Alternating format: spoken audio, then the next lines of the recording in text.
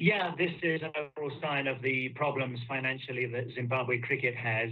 5 years ago, a very impressive domestic cricket setup was introduced, well funded with assistance from the ICC, the International Cricket Council.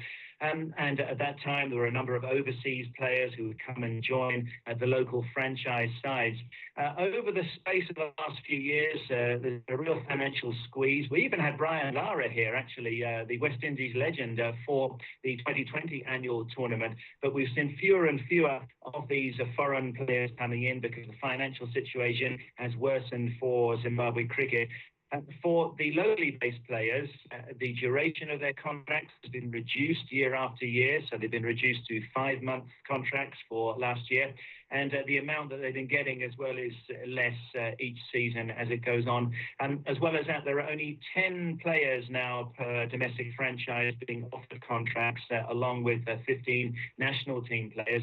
So fewer and fewer players are getting secure contracts. Others are on pay-as-you-play contracts. And this is one of the issues. They're just feeling that given the economic situation or they're getting, that it's not really good enough for them. They're quite heavily taxed. They're also asking for medical aid insurance as well to see them through, as that is a serious cost for them. So players are feeling that really they are being very much undervalued.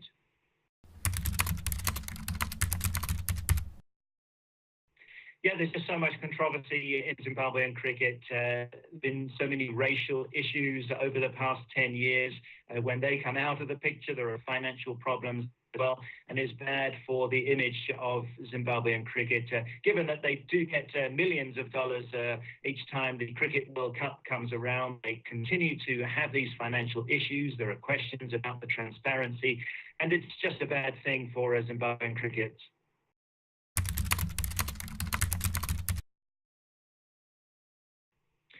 Yes, last year the ICC took a long look at Zimbabwe cricket's finances. There was a debt of more than $20 million at that time, and particularly the ICC were not happy about a grant of $6 million, which had gone into a bank of which several Zimbabwe cricket leaders are directors of that bank, and it was deposited at rather unfavourable terms.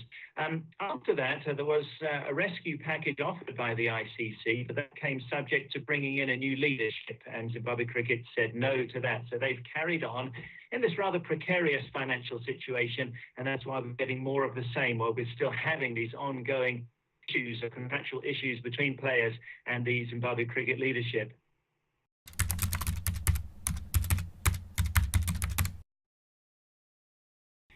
It's absolutely crucial because we need to have a strong domestic cricket league to get more playing time for players, especially those who are on the fringes of the national team. Even for the national team players, they're in Bangladesh at the moment, but not very much game time compared to other nations who are going to the Cricket World Cup. So it's really important to have a strong domestic setup. And if players are going to go on strike, if there are fewer matches, it's just a bad thing for the development of the game. So it's all very much cause for concern that players seem to be getting less and less game time, both at national team level and domestically as well.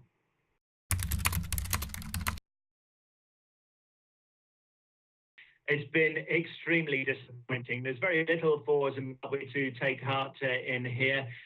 So many bad sessions in the test matches so far. Batsmen struggling, bowlers giving runs away. Hamilton Masakanta got 156 in the second test. That was a career best total for him. That was a bright spot. But they've been struggling terribly in the conditions in Bangladesh. Zimbabwe, a team that beat Pakistan at home in a test match last year. They'd expect to find it difficult playing away against Bangladesh, but not to be on the verge of a series whitewash. Really disappointing.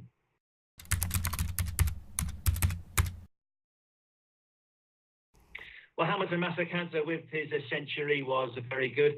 Bright spots here and there. Natsai Mushangwe, one of the Zimbabwe spinners, picked up plenty of wickets in the second test, but overall it's just been disappointing the way that they've failed to hold innings together and that the bowling has been sloppy. So really not very much comfort for Zimbabwe to take from this.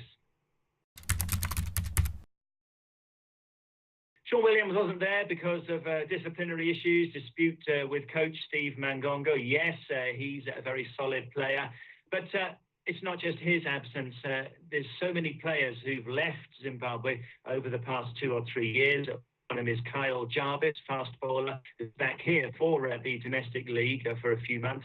But there's been such a constant drain of players, and that's weakening the Zimbabwe side, and that makes it for all the time. So yes, Sean Williams' absence is felt, but there are many other players who come in and out of the first team because they struggle to hold their form consistently.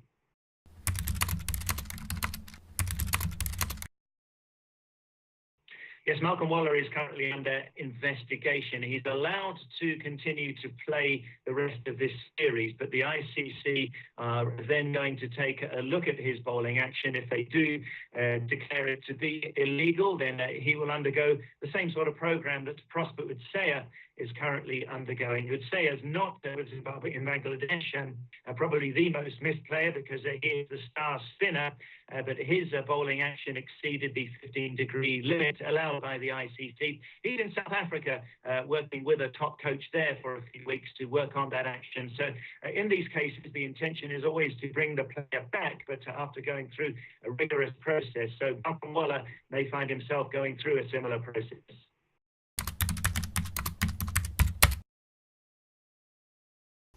Well, I suspect he's been around for a long, long time, has done so much for Zimbabwean cricket at national team level and developmental level as well. So on one series, I doubted they would fire him, especially it being an away series, because just a couple of months ago, Zimbabwe beat Australia in a one-day match at Harare Sports Club. Now, that was a terrific victory, and that's why there was so much expectations going into the Bangladesh.